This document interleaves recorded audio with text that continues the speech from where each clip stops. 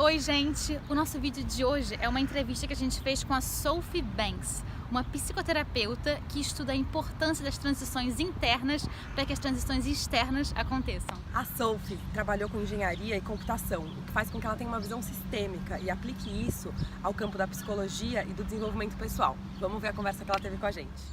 My name is Sophy Banks, and I work for 10 years at the heart of the transition movement. Transition is something we started in Totnes. Other places started it at the same time, and it became a worldwide movement, or something that people around the world are experimenting with. And one way that I explain transition is to say that it asks three really useful questions. So the first question is, what's happening in our world? What's driving change in our world? The second question is, if we imagine that we meet all the challenges that those changes are bringing, inner and outer, for individuals, for families, for communities, for our society, for our planet. And then the third question is, if we were to start today, what can we get on with building? So those are like the three questions, and then transition gives you a methodology, so it gives you a set of things that you can do that enable you to get people to engage with those questions, and to think a lot about how we work together, so what's going on the inside, not just what we need to do on the outside.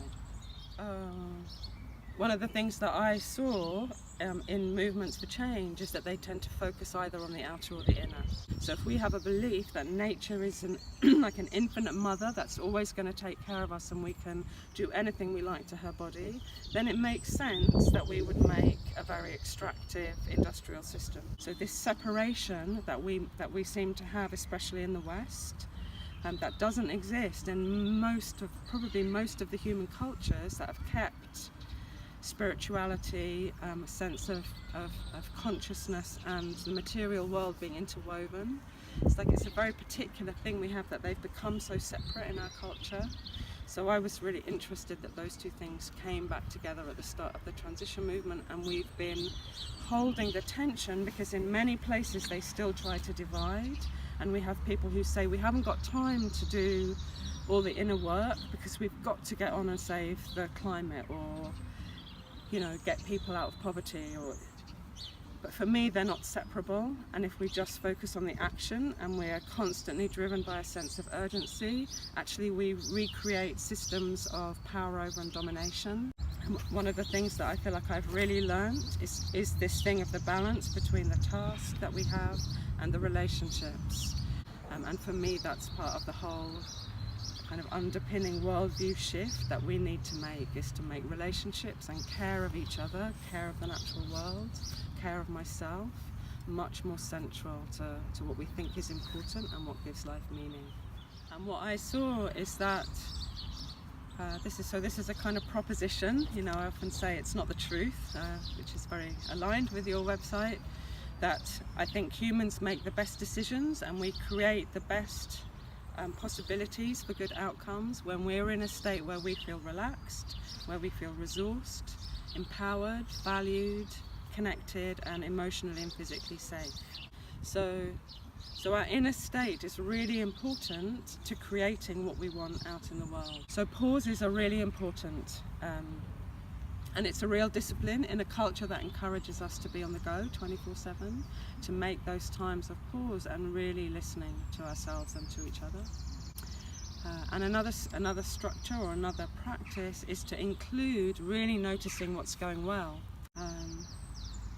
Feeling gratitude, so being grateful for what we have, appreciation and celebration. So when we do something that makes a difference, we stop and we really notice that we made a difference. So one of the things that I've really loved about transition is how people have taken this methodology that we made, or some kind of some little steps or things that you can do to do with getting a group started, engaging your community, building partnerships with all the fantastic things and the groups that are already there.